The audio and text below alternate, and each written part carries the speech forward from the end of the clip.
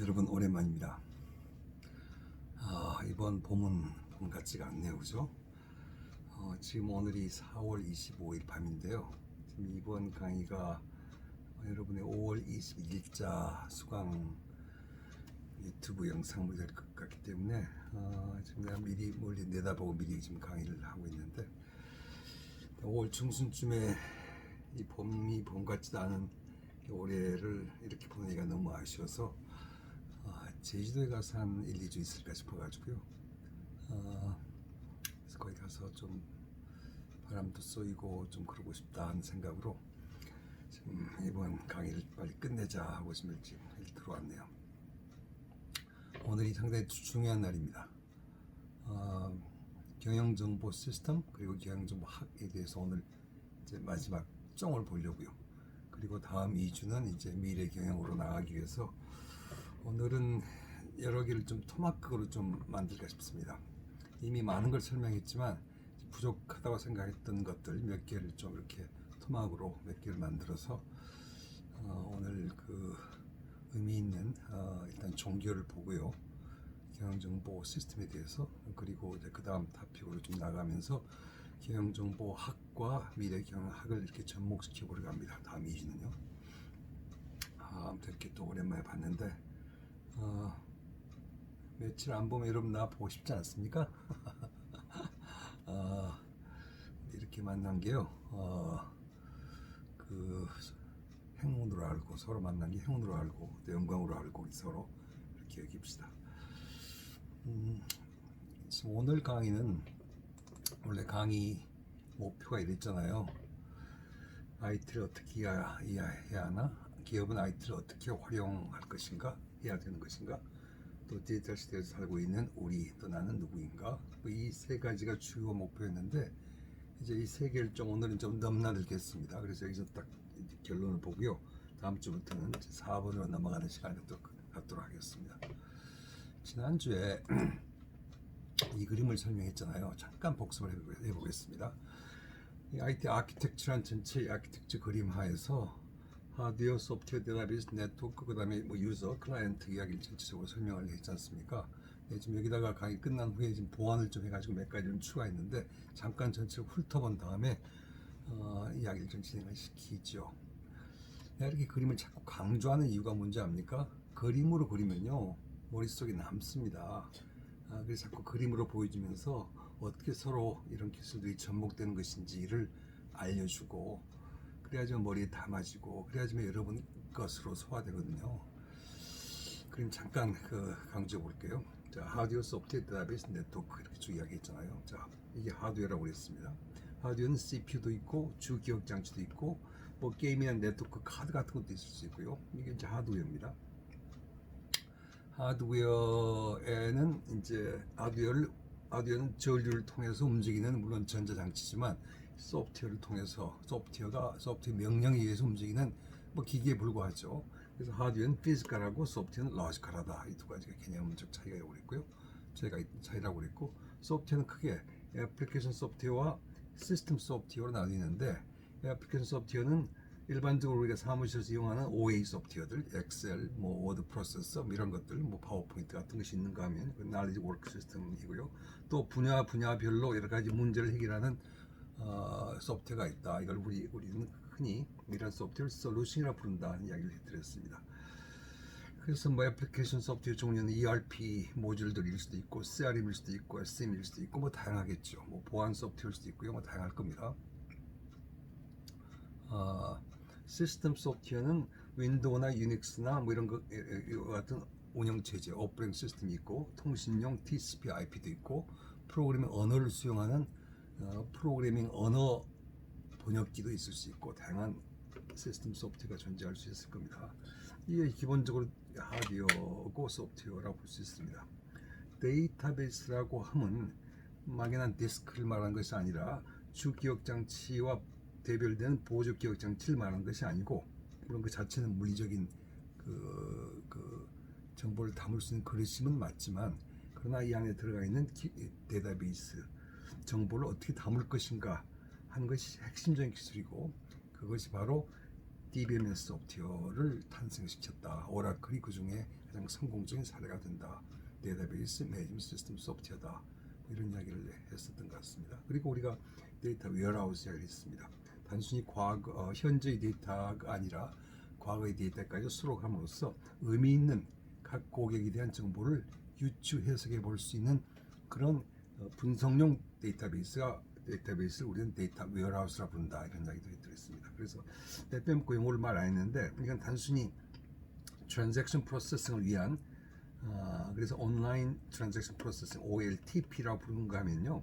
데이터 웨어하우스에서 정보를 활용하는 것은 우리가 OLAP 온라인 애널리틱 프로세싱이라고 이렇게 부릅니다. 그래서 결국은 애널리틱 프로세싱을 통해서 의미 있는 정보를 우리가 발굴해내는 것, 그래서 데이터 마이닝이라는 개념이 우리가 이야기를 했고, CRM 같은 것은 데이터 마이닝을 통해서 데이터 웨어하우스에서 정보를 탐색함으로써 각 고객에 대해서 한 명 한 명의 고객을 특별하게 취급할 수 있는 그런 지적 노하우를 갖게 된다. 이런 이야기를 했었던 것 같습니다.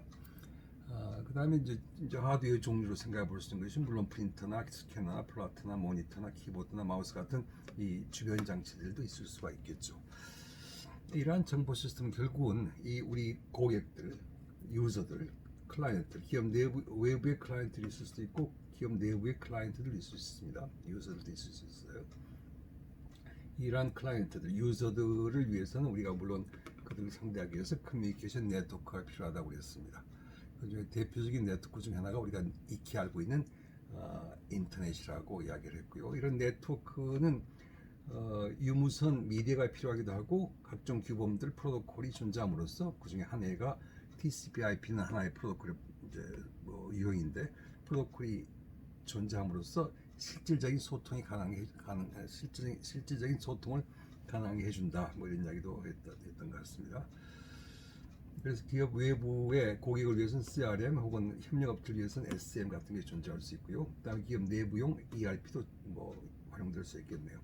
기업 내부용 이 기능들을 활용할 때 만약 우리가 인터넷을 이용한다면 그걸 보고서 인트라넷이라고 그러고 기업 외부까지 포용한다 할 때 우리가 엑스트라넷이라고 그런다. 같은 인터넷일지언정 이렇게 우리가 구분해서 이야기를 했던 것 같습니다. 기본적으로 이 구조가 클라이언트 서버 아키텍처입니다. 정보를 서비스해주는 하드웨어, 정보 시스템, 그 다음에 정보의 혜택을 누리는 클라이언트, 고객. 그래서 이 개념을 클라이언트 서버 아키텍처라고 부른다고 있고 이 개념은 서버와 클라이언트 2티어 2단계 아키텍처인데 이 사이에 혹시 또 다른 미들웨어가 들어간다면 그게 3티어 아키텍처가 된다고 이야기를 잠깐 하면서 3티어 아키텍처에서의 미들웨어란 중간 매개체 같은 교통정리 각종 클라이언트들의 요구들을 중간에서 통제시켜주는 교통경찰 같은 역할을 해주는 미들웨어가 존재한다면 그게 우리가 1단계, 2단계, 3단계, 3티어 클라이언트 서버 아키텍처라고 부른다. 이런 이야기도 했던 것 같습니다. CPU도 우리가 반도체고요.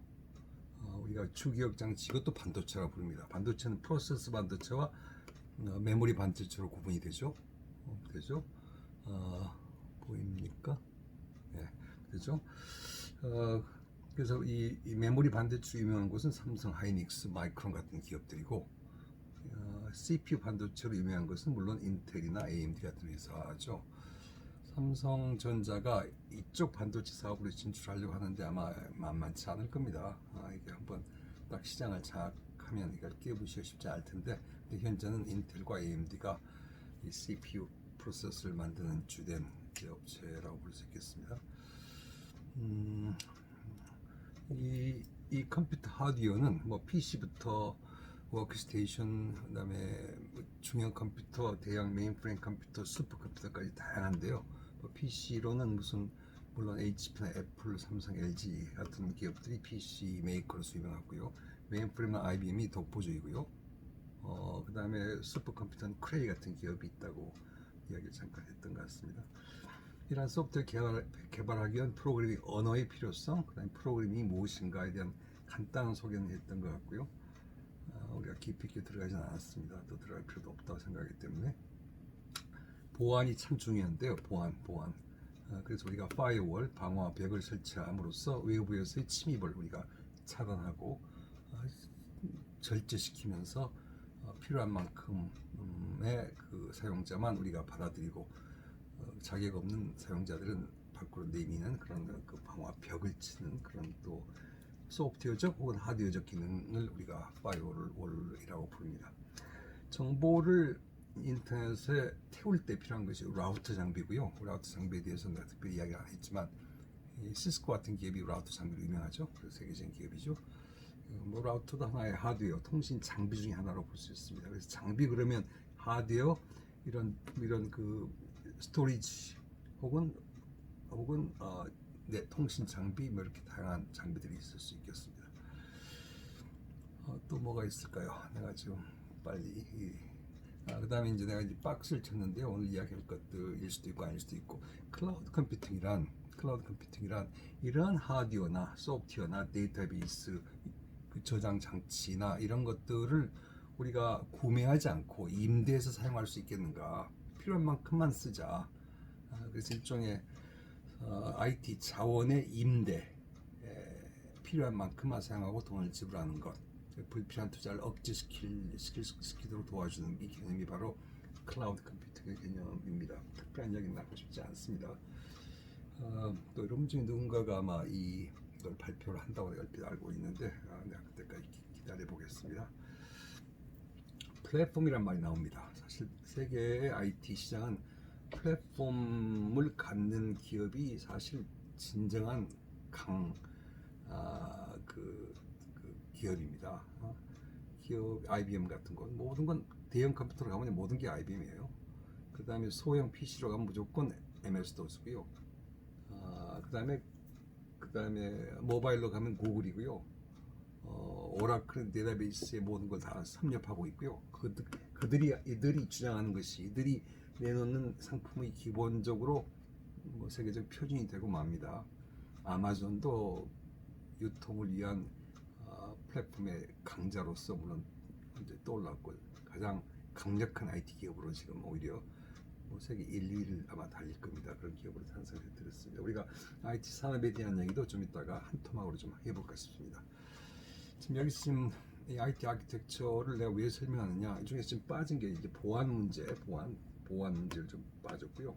이 시스템의 안전성을 추구하는 이야기, 소프트의 종합성을 따지는 감사, 오디트 이야기, 세이프티 이야기, 그다음에 시큐리티 이야기 이런 이야기는 하지 않았습니다. 아직 잠깐 뭐 부분적으로 좀 하고 그래서 이 그림을 완성시켜 볼까 싶습니다. 여기까지가 복습이었고 이야기를 왜 하느냐면요. 결국은요 우리가 이제 MIS 이야기를 할 때 뭐 이런 그림을 그려서 쭉 설명했지 않습니까? 그리고 이게 만약 로켓이라면 결국 우리가 지금 이야기하는 이 IT 인프라스트럭처 그리고 각 IT 기술 요소들은 이 로켓이 날아가게 만든 원동력이거든요. 원동력. 그래서 이 원동력에 대해서 이해를 해야지만 MIS의 전체 개념을 이해할 수 있단 말입니다. 그래서 우리가 이 하반부 이를 지금 하나하나 지금 점검하고 나간다. 그럼으로써 이 전체적인 그림을 완성시키고자 한다. 그렇게 이해를 하면 되겠습니다. 그래서 이건 복습으로 놔두고요. 잠깐 이 중에서 지금 첫 번째 토막에서는요. 이미 이야기를 했으니까 이미 이야기를 한 것 같은데 AI 이야기를 잠깐 할까 싶습니다. 이미 이야기를 했지만 AI가 과연 무엇인지 다시 한 번만 우리가 강조를 하고 간단하게 짚고 넘어가는 시간을 이번 토막에서 하도록 하죠. 인공지능은 우리가 지난번 이야기했듯이 기본적인 기능은 이 problem solving. 체스나 뭐 바둑 게임이 있어서의 바둑 게임처럼 아주 단순한 문제 처리에 굉장히 유익한 아주 유용한 아주 효율적인 그 해결책을 제시해준다. 현재 AI 기술이 그런 이야기를 했고요. 자연어 처리, 글이 됐건 음성이 됐건 뭐 recognition, synthesis, 뭐 그다음에 translation 이런 이야기를 쭉 했습니다. 번역, 통역 이런 것들요. 패턴 인식 이야기했고 딥러닝, 일종의 머신 러닝과 이제 여기서 약간 진보된 그런 개념인데요.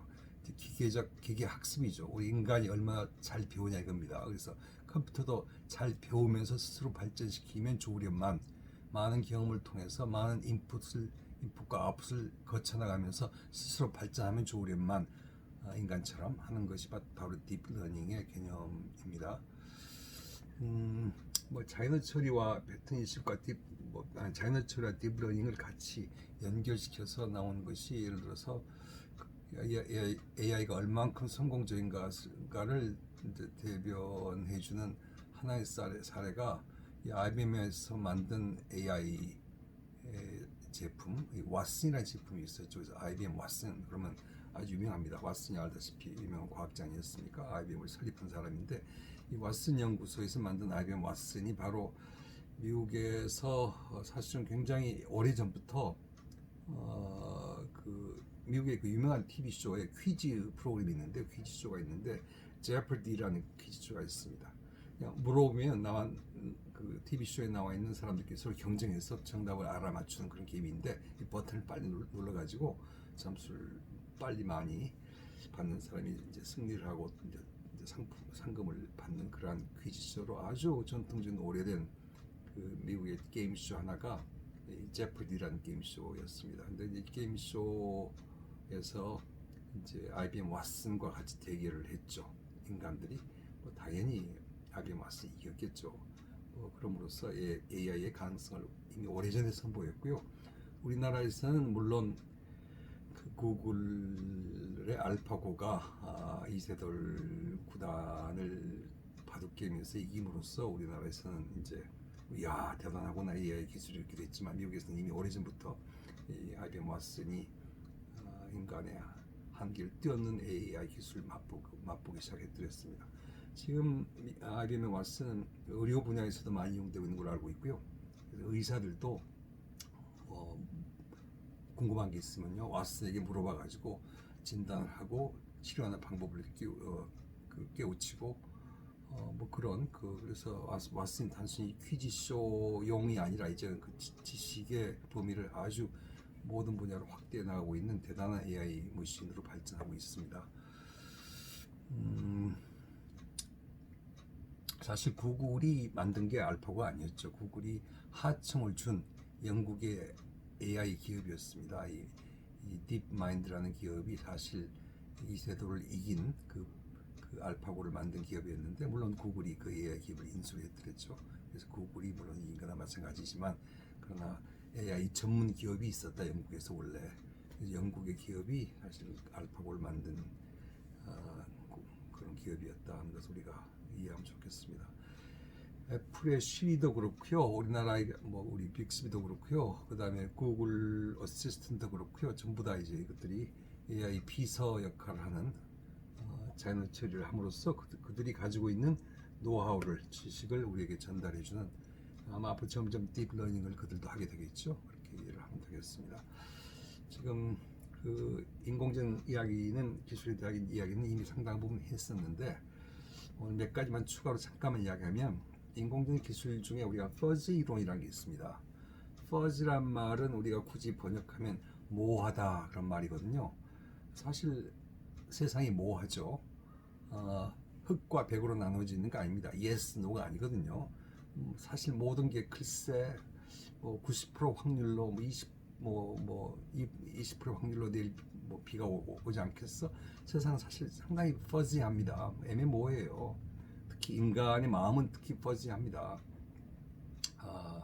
여러분이 어떤 여학생에게 혹시 여러분 남학생이라면 매력을 느껴서 나랑 데이트 한번 할래? 하고 물어봤을 때 그 여자가 노 하면 진짜 노일 수도 있고 아닐 수도 있고 예스 하더라도 아닐 수도 있고 그게 모호하거든요. 꼭 글쎄 그렇게 말하지 않더라도요.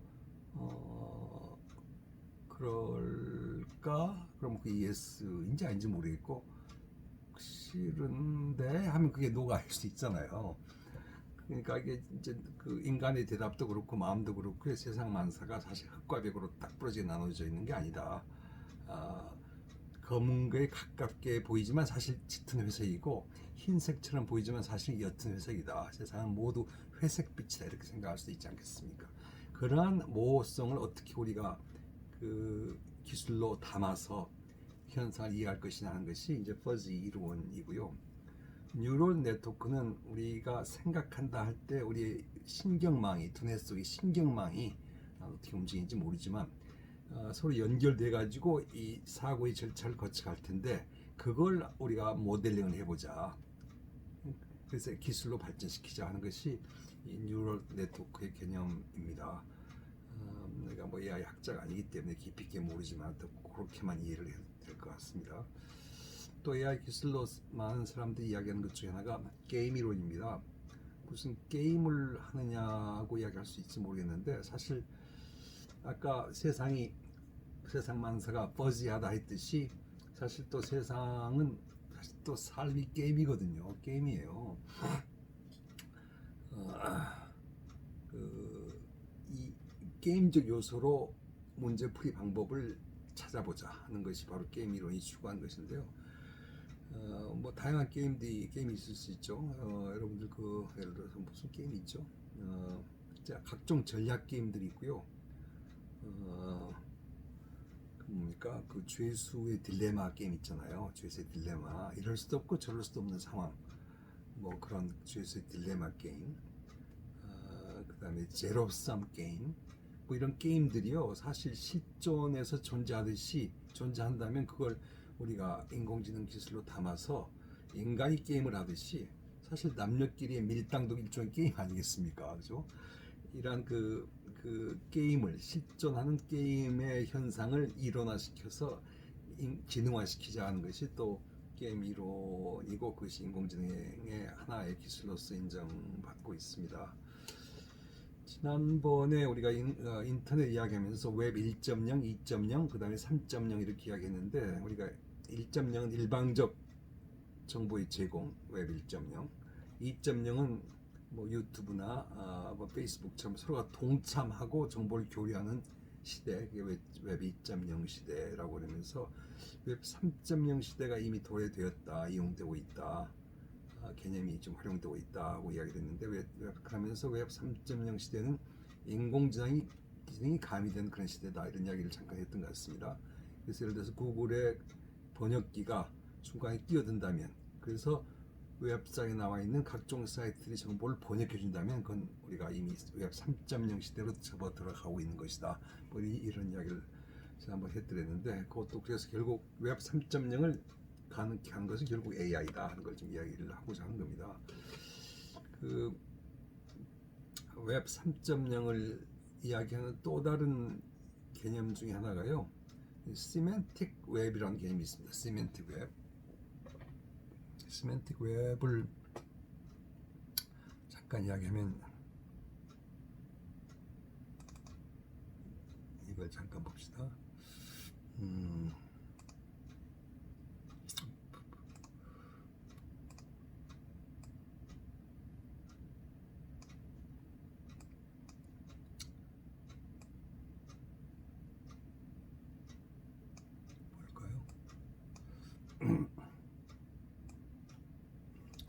시멘틱 웹 개념은요, 예를 들어서요, 이런 문장을 담고 있는 웹사이트가 있다 칩시다.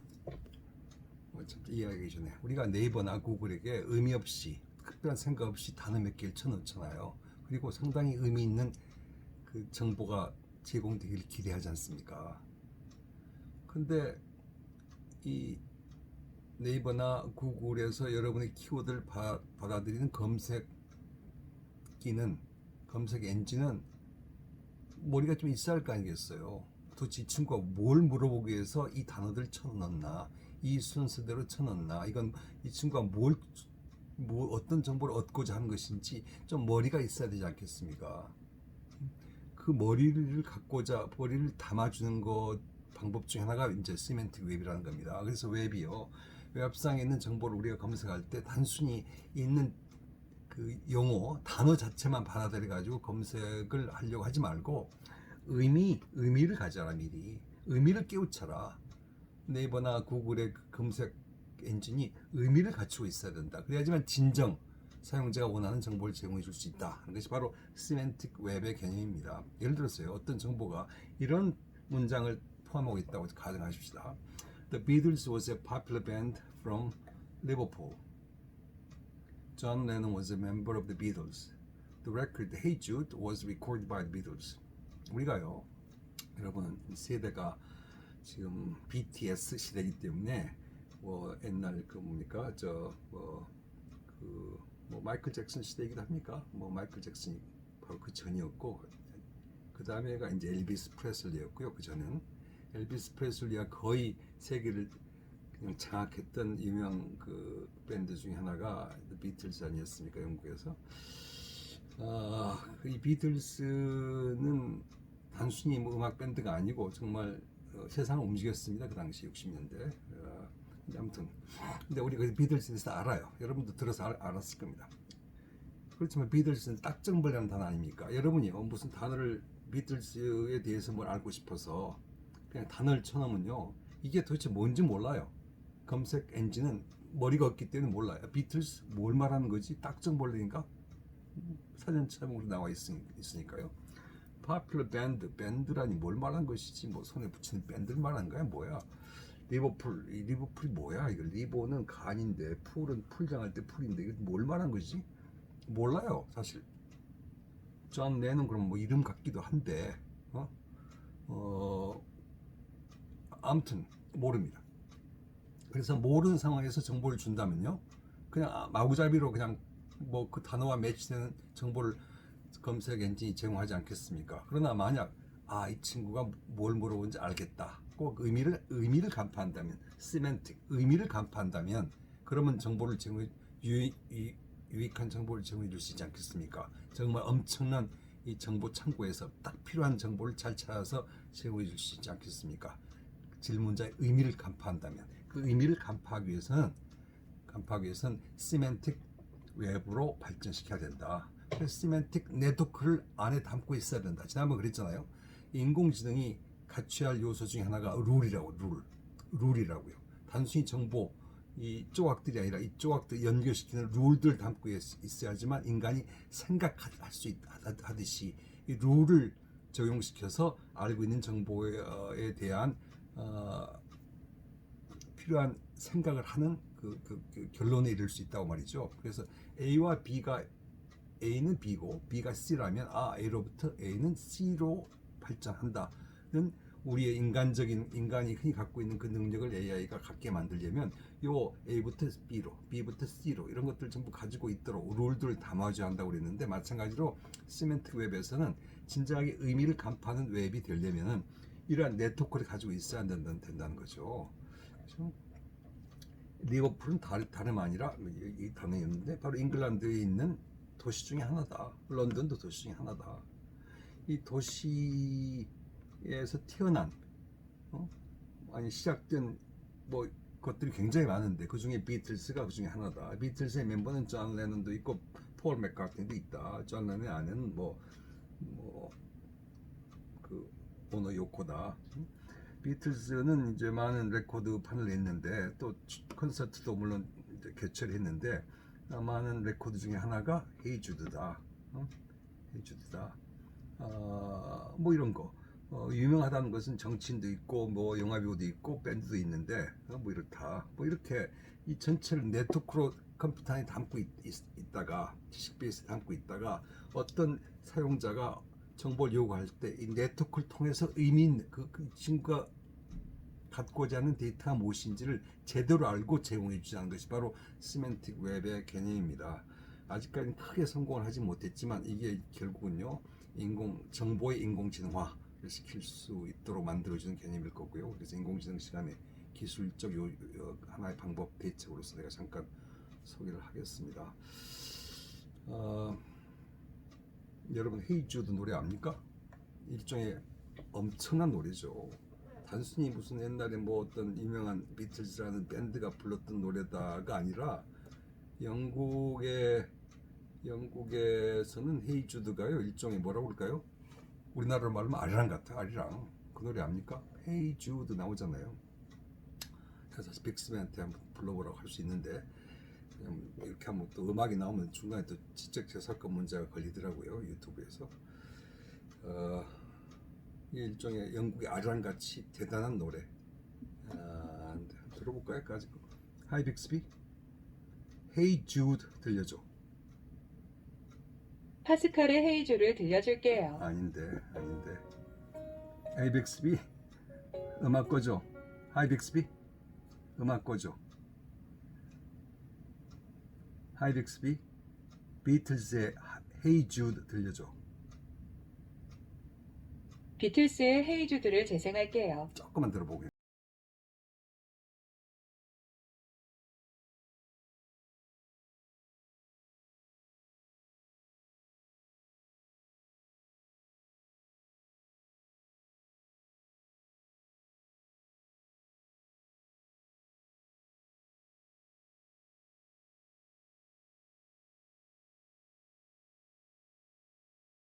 하이 빅스비 음악 꺼줘. 이 노래 있잖아요. 들어봤잖아요. 이게 뭐 대단한 노래죠. 아무튼 지금 그 AI에서 AI 기술이 앞으로 날로 발전하고 깜짝 놀랄 정도로 인간의 지능을 초월한다고 그랬습니다만 시기가 언제가 될지 모르겠지만 아무튼 날로 발전하고 있습니다. 다양한 기술들이 그렇게 합시다. 그래서 AI도 중요한 기술 요인 중에 하나다. 기술 추진력을 만드는 로켓을 하늘로 띄워주는 중요한 기술, 하지만 가장 중요한 기술 중에 하나다 이렇게 설명을 하고요. 일단 잠깐 30분쯤 됐으니까 여기서 끊고 돌아와서 그 다음에는요 이 정보 시스템의 안전 보안 이야기를 좀 하도록 하겠습니다. 그래서 오늘 좀 토막을 몇 개를 치겠습니다. 좀 이따 올게요. 네.